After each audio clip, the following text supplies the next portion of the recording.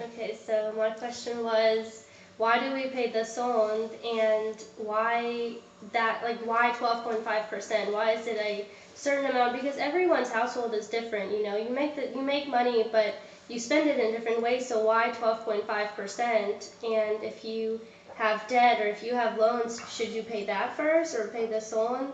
So that was my question. And people do it for different reasons too. So what should be the right reason to pay Daswond? What are those reasons you've heard? So I asked a lot of my Smiley friends. So one of my cousins said, I pay Daswond because Hazra Mom has blessed us with so much. It's our right to, give back. Another one of my friends said, oh, my parents do it, so I do it too. Another one of my friends said, I just feel like I'll lose, that money wasn't mine to begin with, so I'll lose that money regardless. Like something bad will happen to me, so I just do it because I don't want anything bad to happen to me. And yeah, I don't remember the fourth one. That's good question. Yeah, mashallah, subhanallah. Those are really good and valid questions. So let's take the first part first. Why 10.5 or 12.5%?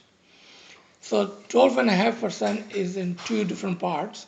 It's a 10%, then 2.5%. So 10% is for the Imam and 2.5% is for the Peer. And the book that I was just talking about, it will explain that in detail, that where all these references are coming from. Where does it say? Is it written down somewhere? And how does other Muslims pay their zakat compared to Ismailis? Okay, so all those questions are answered in the book, so we will not go there.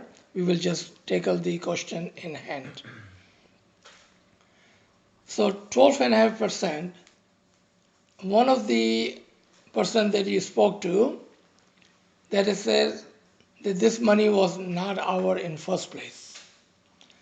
So let's just take you as a person. You said you just started your job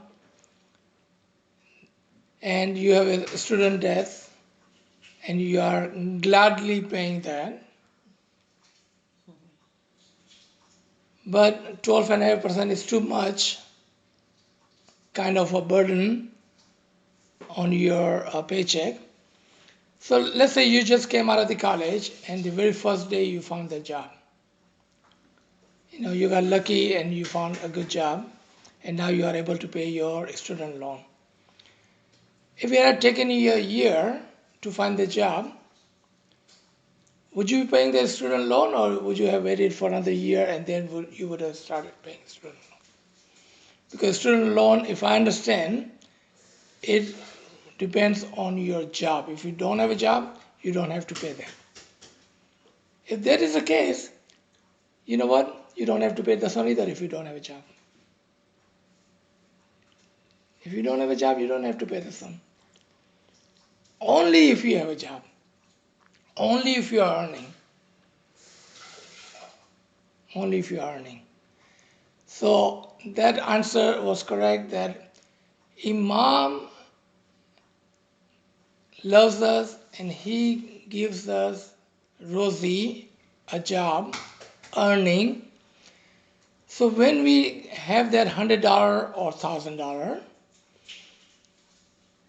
check every week, it is 100% of that money was his. He given to us. It should be him saying, how come I'm giving her 82.5% and she's not returning that money back to me? That's one of the way of looking at it. Second, let's say you found a job that is paying you $1,000 a week. What about if you have found a job that was paying you $880 a week? Would you have taken the job? I would say happily you would have taken the job. $880 instead of $1,000 a week. Would you still would have paid the student loan? Yes. What about the government tax? How many times do you write to IRS? Dear IRS, this is my first job. I have a student loan. I'm sorry, I will not be paying you tax this month. What do you think will happen to you? Do we see when it comes to tax, student loans, even car payments? What about sales tax? 8.5% or whatever sales tax is now. I don't know how much that is.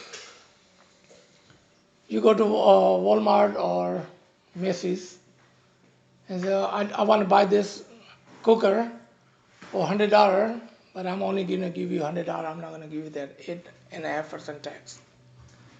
They will laugh at you, right? Do we see how happily we pay that tax and never even give a second thought? That's how the son should be. That's how the son should be. That even before you take the check, the son should be taken out. And let me tell you what some of the people does to make that happen. You know how you have a direct deposit? I don't know if you have a direct deposit on your check. If you want to make it easier on yourself, tell your employer to take 12.5% out of your check and put it in this different account. Give them second account number. And then on Saturday or Chandrat or whenever you normally would put this on, just take that money and put it in the sun. Because it was never yours. And because it was never yours, you will not miss it. Number one. Okay, this is just one way of doing it, okay? Just as when you pay the tax, you never see that money. Even though on your check stub, it says gross amount and net amount. But how many times do you look at the gross amount? Hardly ever. What do you look at it? Net amount. How much deposit did I get in my bank? That's what it matters to you. Not how much you actually make. And they would take 25% or 35% depending on your dependence and all that, right? How much you make and all that. If you do the same thing for the son, you will not miss it. But this was one. But now I want to come to the second one. I think it should be a moment's joy to give the son. Meaning, when we take the son out, we should feel in our heart, Ya Maulaba, how grateful are you that I did not deserve any of that. But you have given me this great job more than I deserve. And you gave me this job so quickly and so easily. So I want to go ahead and submit what is yours rightfully, back to you, and then also ask if there is a mistake in this calculation, please forgive me. And after the son, what's supposed to a good person or good Muslim or good Ismaili does? He also gives charity. And there is no limitation or the fixed amount for charity. And we're supposed to do that also. Because again, if we did not have a job, none of this will matter to us. Because we have a job. So it doesn't matter if you have a $100 job or $1,000 a week job. It really doesn't matter. Because if you are making $100, that is more than you were making yesterday. So as a student, I'm sure you guys worked even as a student, and you would work for minimum wages, $10, whatever, $8. Think of those times when your check was like $124. Now think of today when his check is like $1,200. So if that is the case, we need to say, Ya Mullah, I remember those days, and I was doing just fine with $124. I was still driving a car, I was still eating 3 meals, I still had a roof over my head, clothes on my body, and I was doing just fine with that $124. Shukar Mullah. And today, look at you. You have given me this great job. If we think that job is due to because what I did, and because I went to school and I worked hard, and I got, that I needs to come out, needs to go. It is the I that bothers people when they put it aside. It is that I. I am earning that. I deserve that. It is my right. It is my money. If we take that I out of it, then all this just falls right into the place. It is your job, Mola. It is your money, Mola. It is your. You have given me all that. And thank you for letting me keep 88.5%. You see how picture changes? That's how it should be. The 10% for the Imam, it is only because we have a living Imam. Only because we have a living Imam. The rest of the Islam, all the other Muslims who do not have a living Imam, or the blessing of the living Imam, they don't have to pay the 10%. They only pay 2.5%. Because they don't have. So what we are saying, that we are grateful that we have a living guidance today. We have a living Imam today. And let me tell you what are the benefits, or one of the benefits that I have seen over the years. Think of when a Ismaili comes from other country, like us, we all came from different countries. And when we come over here, the religion support we have, the Jamaatana support we have, a place where we can go and sit quietly and pray and do whatever we need to do to be peaceful in this strange country that we are in, or the new place that we are in. I've seen people come over here and they struggle because they have no means of getting to things. None. Because of our tariqah, we are so comfortable when we come over here, we feel right at home. We have a great place to go in Jamaatana. We have a support system built in, and so many things. And then when we give this Daswond to Malapa, you think Malapa need our 12.5%? What do you think? Do you think Malapa needs our 12%? You know what he does? Let's say that we collect $1,000 today in Jamaatana. Did you know he matches that $1,000 and puts it back into the community, our Ismaili community? So every time you give him money, he has to match that money. He gives more money and pours it into our community for us. So you see all those things that happens in Jamaatana and around us, and all those department that runs for the humanity, not only for Ismaili, for everybody. It is due to that money that was his in first place and he gave to us. So 10% is for the living Imam. If we did not have a living Imam, or if we did not follow him, we didn't have to pay. So 2.5% for the Pir,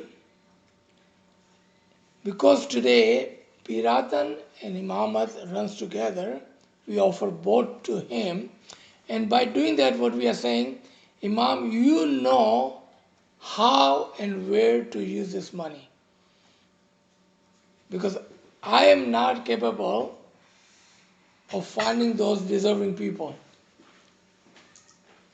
And myself, you have given me more than I deserve. So I'm not that deserving person. Because you have given me more than I deserve. The guilt part. If someone gives the son because they are afraid, scared, or guilty, they should not give the son, because they are just wasting their money. I'm saying that in recording. I would say they should not give the son because they are wasting their money. Because the son will not protect you if you are giving because you are afraid or you feel guilty. You should give the son because it should be your joy. And when you do that, and then you see how your money has barakat or the blessing and how does your money grows. One of the examples that I had given, and I know the gentleman is not here today, he started to do some calculation. This is not about calculation, it's about faith.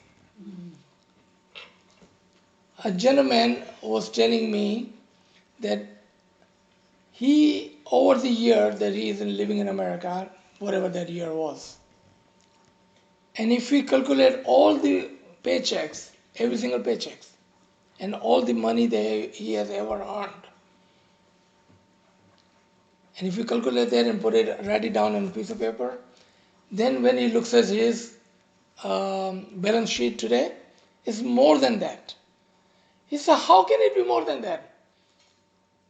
Let's say I have only earned $100. How can my balance sheet show that I have $125?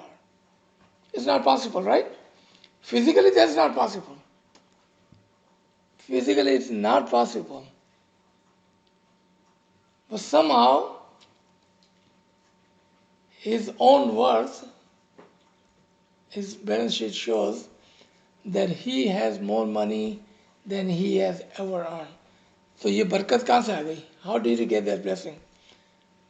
How does his money is growing so fast compared to the next person? He's not stealing, he's an honest guy. So how come his money is growing much faster than you and me? Why? How? Because he truly believes. Remember, it's a belief. Because he believes that he gives everything to Molapa, and then if Molapa blesses him with whatever he has left, then he is happy with that. And because he is happy with that, he's not a greedy person. He doesn't ask for more than what Molapa is giving him. The money just grows and grows. Maybe whatever investment he's making is returning him much more than he ever dreamed of. Not that he's so smart, he's just like a regular Joe like us. He's not more educated than any of us here. Then how come his money is growing much faster? Because he believes in it. And he constantly says that if Imam ever comes, and I'm going to give you one or two more examples of that. A gentleman, when Molapa was coming for Silver Jubilee, this is 1982, some of you are probably not even born at that time.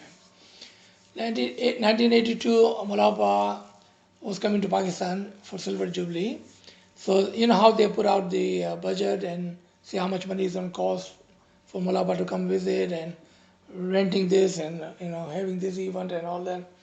So let's say it came to $1 million at that time. I don't know whatever the amount was. This one guy comes in and says, I want to give you this $1 million. That's it. I want to just give this $1 million. I want to cover the 100% of the cost. You don't think he had worked hard for his money? How does he do it? Because what he's saying in return, that this money was never mine. This is his money. Because he's coming today, I want to return this money back to him. And hopefully he will bless me, and then I will be okay. And I'm going to give you a second case. There are two friends in Canada, and they wrote a letter to Imam one time, a few years back. We're not going to go into their background or detail, but this letter I wanted to bring into your attention. In this letter they write to Imam, the Ya Mawla Appa, whatever we have today, whatever we have, in our banks, our homes, assets, anything and everything we have today, we want to pledge this to you. 100%. Not only that, then they're right. And whatever we earn from going forward until we die, we want to pledge all of that to you too. Just think about it. How they're going to live without any money? What they're going to eat? Where they're going to live? Because they are giving all this to Imam. And there are people like that who does that. They do that. They sell their homes, they sell everything, and take all the money from the bank, 100%. And they give all this to Malapa. And then you see them like few years later, they're even richer than before. How does that happen? It's not possible physically. And the last thing I wanted to bring to your attention, and this is not I as a Smiley saying, this is a newscaster in Pakistan, a news anchorman saying that Ismaili are the true Muslims and they truly believe in Qurbani, meaning sacrifice, giving money. They give 12.5% to the Imam, and we see since 1947 the Ismaili has become richer and richer and richer after giving 12.5%. And we as a Muslim cheat in our 2.5% zakat, so we don't have to pay the zakat, 2.5%. And we are still not as rich as them. And he asked question. So we need to think how that is and why that is. So I'm going to stop right here. So I'm going to make it very simpler. I mean, this was really, thought-provoking. When we talk of I, it's me. Today, if I die, will anybody pay me? Nobody. So the reason I earn money is because of the soul I have. So it's all about thinking of your soul, which is the child of Imam. Mullah says, my spiritual children. The spiritual child is my soul. It was a single soul and we all got soul from him and we are in this world. So the earning I get is because of my soul in my body. My body is going to go in mitti. There's no value of my body. It's all soul. So when I use my soul to earn this money, it is my duty to give my dues to Imam. And then there's a higher level of thinking. So number one, when we sit in this kind of classes and think of our religion and why do we do things, it helps us to think of our soul, who we don't see. We only see me, I, right? Second thing is that the reason we go to Jamaat Khana, the reason you teach in ECDC, because we love Maula Baba, right? So when we pay Daswond, it is acknowledgement or validation of our love to Imam, our ishq to Imam. That Maula, you have given me, so with ishq I give it to you. And when we talk of ishq and love, we think of how do I do more, Maula Baba? You've given me everything. So if we think like that, this ritual becomes the ritual of happiness, pleasure, not even sacrifice. I'm happily doing it. You know how it shifts your mind. In our grandparents' time, Jamaat was not that educated, worldly wise, right? So Imam Sultan Muhammad Shah, whenever he would take bayah, he would do kangwa, a physical ritual of kangwa, meaning that Imam would sit with cloves in a plate, and somebody comes, like let's say my mom comes, and she fills it up, and she says, Maula Baba, this is my bayah to you, this is my children, my life, my house, everything I give it to you, Maula Baba. And Maula takes it from her hand and then gives it back. I give it back to you, go use it. And they would do that 3 times, physically doing that ritual, making people understand, because at that time there was no education, so we had to do physical things to understand what my life, my children, my house, my farms, whatever I have, it is all Maula's. I have submitted everything to Maula. And Imam, being the Imam so generous, he says, I give it back to you all. Use it. And from that, a portion of it, give it back to me as your token of ishq. So today, if we make 100 rupees, $100, it is all his. Why? Because this soul is his. And I've been given this body to do good deeds in this life, right? He can take it away anytime. But he says, no, use it. Live your life. Have fun. Be happy. Enjoy your life. But don't forget me. So that this forget, how do we not forget? By doing this small token gesture of giving back to him. We have 24 hours. We sleep, we have fun, we watch movie, we go to school, college, we work. But then out of 24 hours, we go to Jamaat Khana too. Right? Because we love Maula Baba. So religion is the matter of ishq. It's not of following like monkey. It is not because somebody tells me to do, that's why I do. Or because I'm scared. He has to protect me, that's why I do. No. It is a matter of ishq. Because I love Maula Baba, I happily do it.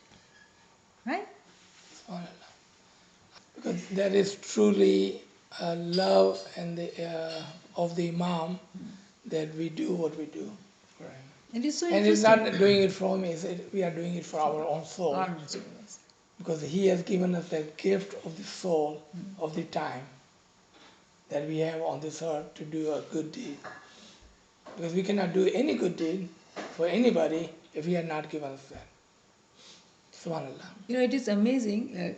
Hazri Imam, look at Hazri Imam's name. The generous. He is the generous one. Do I have anything to give it to him? Forget about it. And then Imam Sultan Shah, Sultan, the king.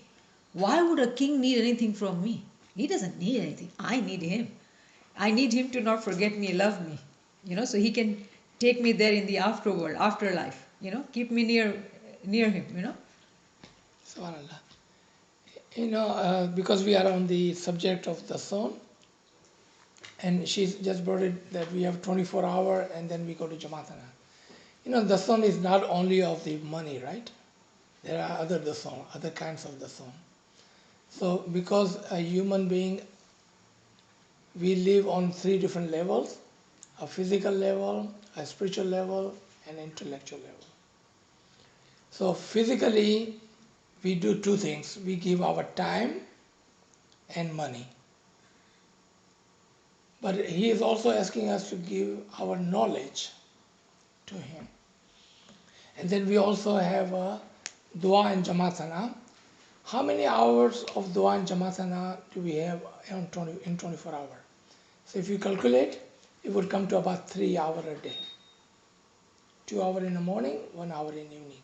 Even though Jamaatana is at 20 minutes, but we're supposed to give him honestly 1 hour in the evening, 2 hours in the morning.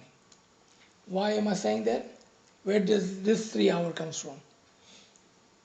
Because if you take 24 hours and do your math and say 12.5%, it would be exactly 3 hours. So when we don't give those 3 hours to Imam every single day, now I'm not saying that you have to go to Jamaat to give that 3 hours. As long as you're giving those 3 hours in thought of the Imam in 24 hours. So he has given us different ways of doing that to make sure that we are not cheating in the zone of our time. So how does he do it? He says, even if you have 5 seconds, if you have 5 minutes, or whatever time you have during the day, remember me. If you do that for 3 hours a day, regardless of how and when, then we are not cheating in the zone of the time. What about the zone of the intellectual? All the knowledge that he has given us, are we giving that lesson back to people or back to Imam? He says what? Give me your time and knowledge. And look at how generous he is. He's asking for 3 weeks out of your life. Only 3 weeks. So 3 weeks is symbolically 3 hours in 24 hours. He's asking from you back. Whenever you feel like, one time in your life.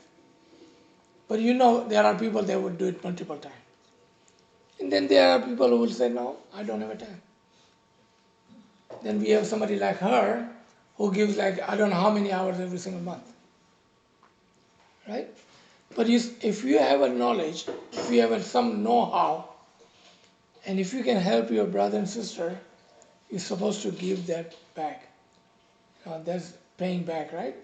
because we got all that from our Jamaat in the shape of their prayers, their well wishes, or whatever way. Somehow we have benefited from the Jamaat and from the Imam's guidance.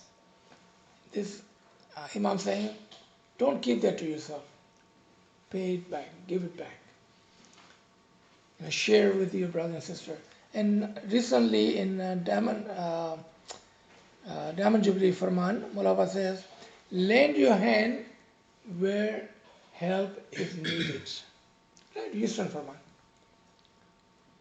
See, he even leaving that to you now. So you decide where you think your help is needed. And then you go and do it. So now you don't even have to formally register and give that 3 weeks. You can just do it on your own. So this is all counted as the sum of the time, the knowledge, and of course money and physical, the sum is always there. So does this answer your question? Yeah. Huh? Yeah. But it was a very good question. Thank you. Yeah. So many students, you don't even know that.